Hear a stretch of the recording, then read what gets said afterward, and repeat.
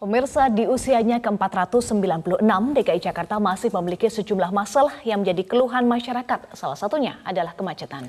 Bahkan pengemudi mobil di Jakarta bisa menghabiskan 22 menit lebih untuk menempuh jarak 10 km. Nah, apa yang menjadi penyebab dari kemacetan di Jakarta dan solusi apa yang bisa diterapkan?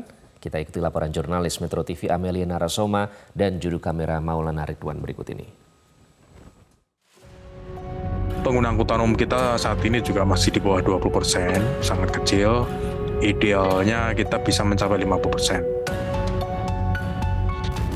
Ya pemirsa, setelah pandemi COVID-19 mereda dan juga status PPKM dicabut oleh Presiden Joko Widodo, sejumlah aktivitas masyarakat kembali dengan normal sehingga menyebabkan kemacetan di ibu kota Jakarta. Seperti misalnya pegawai kantoran yang kembali melakukan aktivitas mereka untuk bekerja dan juga anak sekolahan yang kembali ke sekolah. Ini menyebabkan jumlah kendaraan kembali menumpuk di sejumlah ruas jalan yang ada di ibu kota. Seperti contoh sekarang saya sedang berada di Jalan Gatot Subroto, yang mana ini merupakan salah satu spot kemacetan yang sering sekali terjadi di kota Jakarta.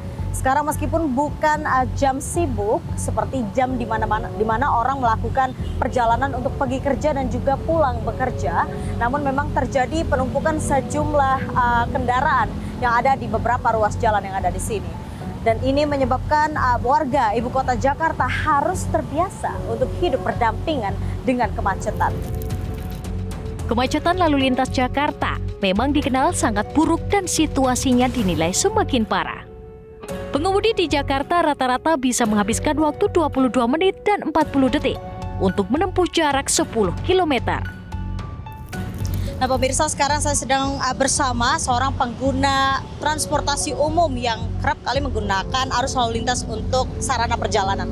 Halo Mbak Okta, mungkin boleh diceritakan ini gimana sih perjalanannya setiap harinya itu? Apakah memang jadinya mengakali untuk harus pergi lebih awal biar tidak terlambat? Ya, kemacetan di Jakarta itu kayak biasanya ya Mbak, di Jakarta gimana kayak gitu. Jadi harus menyesuaikan dengan jadwal keberangkatan. Biasanya berangkat jam 7, sekarang biasanya jam 6 udah mulai prepare.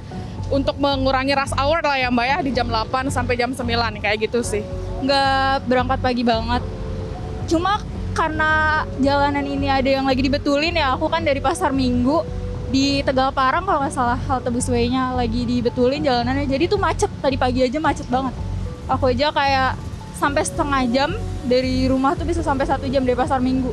Dengan keadaan kemacetan kayak gini sering bikin capek dan nggak konsentrasi nggak sih Mbak? Iya betul sih, karena kita udah macet, udah capek di jalan, jadinya kayak kurang maksimal nanti ya, bisa di kantor atau juga bisa mempengaruhi mood juga nanti gimana kerja di kantor gitu sih. Biasanya kalau macet pasti udah moodnya udah beda lagi.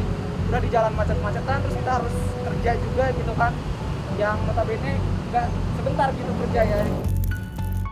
Ada beberapa faktor yang menyebabkan masalah lalu lintas di Jakarta. Salah satunya adalah pertumbuhan penduduk yang pesat. Penduduk Jakarta telah melampaui 2 kali lipat dalam 20 tahun terakhir. Dan sekarang jumlah penduduknya mencapai lebih dari 10 juta orang. Pertumbuhan yang cepat ini memberikan tekanan pada infrastruktur kota, termasuk jaringan jalan. Faktor lain yang berkontribusi pada masalah lalu lintas di Jakarta adalah ketergantungan pada mobil pribadi. Lebih dari 60% penduduk Jakarta berkomuter dengan kendaraan pribadi, dan angka ini terus meningkat.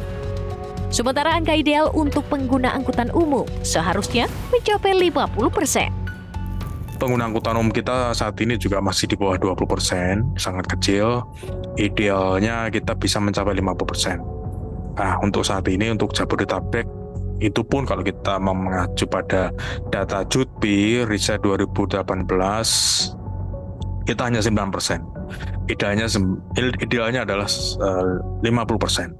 50% pengguna angkutan umum, 50% menggunakan kendaraan pribadi. Itu baru idealnya seperti Singapura atau Malaysia bisa sekitar 50% lebih.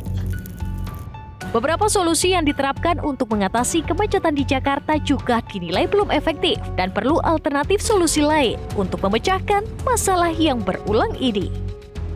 Ada rekayasa 3-in-1 atau carpooling 3-in-1 ya, tapi juga gagal karena ada banyak joki-joki 3-in-1 pada saat itu. Lalu ketika 2015 dihentikan, lalu diganti oleh ganti oleh rekayasa lalu lintas dengan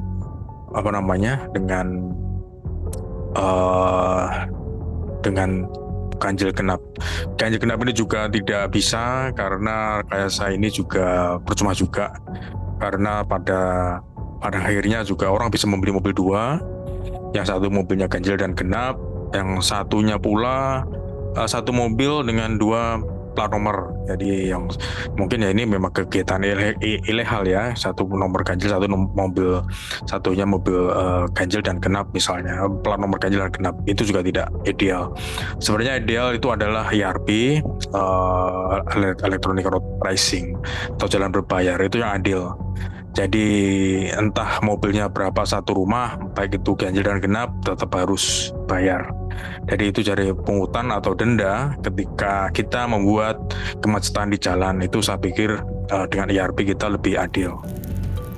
Belum jelas apa yang akan terjadi di masa depan terkait masalah lalu lintas di Jakarta. Pemerintah provinsi sedang mengupayakan sejumlah inisiatif baru, seperti mengubah aturan jam kerja untuk kantor-kantor yang beroperasi di Jakarta. Namun masih belum bisa disimpulkan kapan inisiatif ini akan dijalankan. Sementara itu, warga Jakarta harus siap menghadapi kemacetan yang mungkin akan semakin parah seiring bertambahnya usia kota Jakarta. Tim Liputan Metro TV.